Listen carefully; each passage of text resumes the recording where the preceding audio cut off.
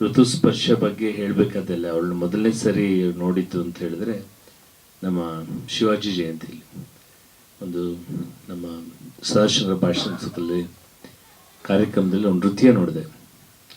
ಎಷ್ಟು ಚೆನ್ನಾಗಿತ್ತು ಅಂತ ಹೇಳಿದ್ರೆ ಆಗಿಂದ ನಾನು ಅವಳ ಅಭಿಮಾನಿ ಆದೆ. ಯಾಕೆಂದರೆ leaders are made, artist are born ಅಂತ ಹೇಳ್ತಾರೆ. ಬಟ್ ಇವಳು ಎಲ್ಲ ಕ್ಷೇತ್ರಗಳಲ್ಲೂ ಅವಳ ವಯಸ್ಸಿಗೆ ಮೀರಿ ಸಾಧನೆಯನ್ನು ಮಾಡಿದ್ದಾಳೆ. ಈಗಷ್ಟೆಲ್ಲ ಮಾತಾಡಿದಂಥ ವೇದಿಕೆ ಮೇಲಿರ್ತಕ್ಕಂಥ ಎಲ್ಲ ಹಿರಿಯರು, ಗೆಳೆಯರು, ಮಾಧ್ಯಮ ಮಿತ್ರರು, ಗೆಳೆಯ ಗಣೇಶ್ ಆಗಲಿ ಅಥವಾ ಸ್ಪರ್ಶ ತಾಯಿ ತಂದೆ ಪ್ರವೀಣ್ ಅವರಾಗಲಿ, ಶಿ ಈಸ್ ಬ್ಲೆಸ್ ಚೈಲ್ಡ್.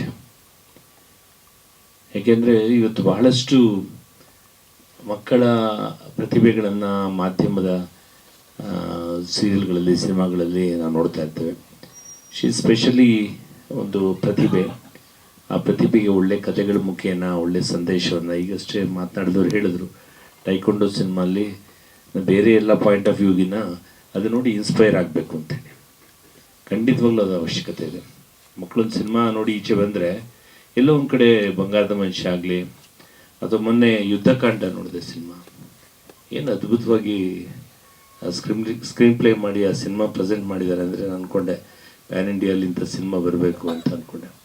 ಇದು ಭಾಳ ಅವಶ್ಯಕ.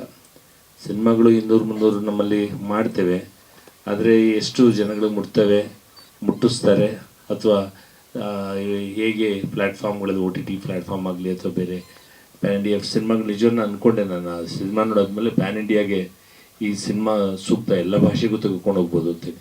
ಹಾಗೆ ಅವಳ ದೃಶ್ಯಾವಳಿಗಳನ್ನು, ಈ ಒಂದು ರಾಮನ ಬಗ್ಗೆ ಮಾಡಿರ್ತಕ್ಕಂಥ ಗೀತೆಯನ್ನು ನಾನು ನೋಡಿಲ್ಲ, ನೋಡ್ತೇನೆ.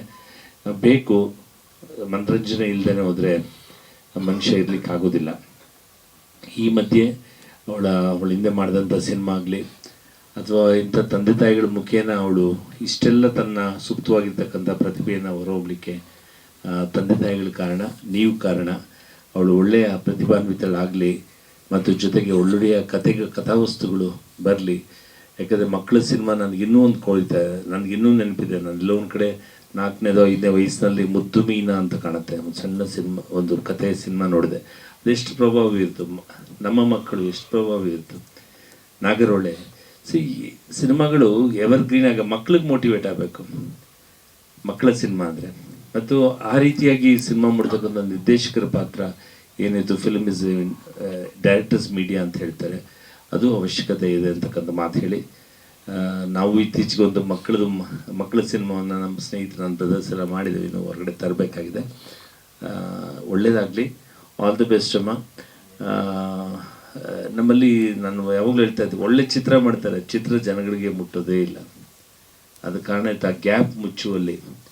ಮತ್ತು ಮಾತಾಡಿದವರೆಲ್ಲ ಹೇಳಿದ್ರು ಕನ್ನಡ ಚಿತ್ರಗಳು ಮೊದಲ ಆದ್ಯತೆ ಅಂತ. ಖಂಡಿತವಾಗ್ಲೂ ಅದ್ರ ಬಗ್ಗೆ ಎರಡನೇ ಮಾತಿಲ್ಲ. ಯಾರು ಇಲ್ಲಿ ಕನ್ನಡನೇ ಆದ್ಯತೆ ಕರ್ನಾಟಕದಲ್ಲಿ.